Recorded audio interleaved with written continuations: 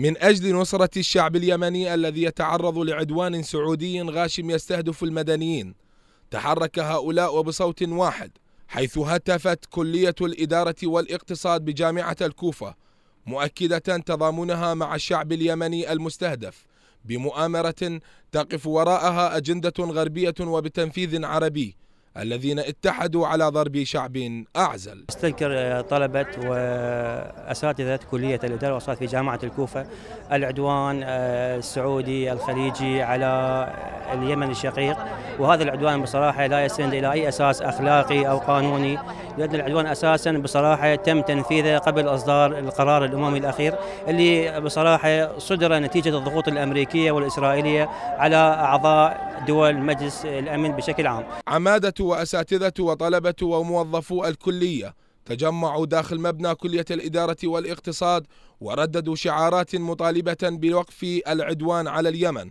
محذرين من عواقب هذا العدوان وتأثيراته المستقبلية على الأمة العربية.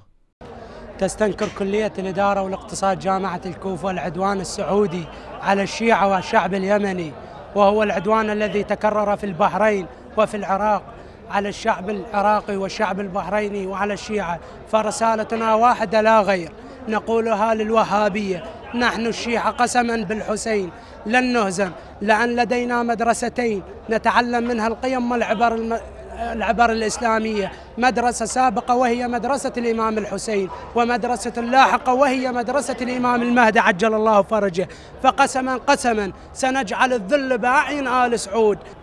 واحنا نسأل نقول آل سعود ونقول التحالف العربي ضد اليمن، نقول لهم شغله واحده: موجوده اسرائيل وقاعده نص العرب، يعني ليش ما راحوا لاسرائيل؟ ليش يجون اليمين؟ فقره يعني لا يعني ايش اقول لك، يعني احنا محترقين عليهم وهي الطلاب كلها موجوده. واستغرب المحتجون هذا التحالف العسكري ضد اليمن، البلد الشقيق الذي كان سباقا الى الوقوف الى جانب اشقائه العرب في محنهم، فيما يتجاهل العرب تماما كل ما تقوم به اسرائيل علانية في حق الشعب الفلسطيني وحق الأمة العربية.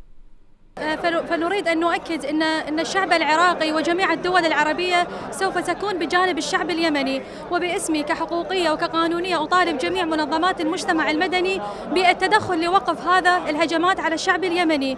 وكان الأجدر من الشعب السعودي أن يوقفوا التدخل الإسرائيلي على فلسطين، وإن شاء الله يعني تكون قادرة هذه المنظمات على مساعدة الشعب اليمني. بعد التخاذل والتواطؤ من قبل المجتمع الدولي والعربي على اليمن، خرجت هذه الحشود تضامنا مع الشعب اليمني ضد العدوان السعودي، فدائما ما تعذب الشعوب بأيدي حكامها، ولكن على الباغي تدور الدوائر.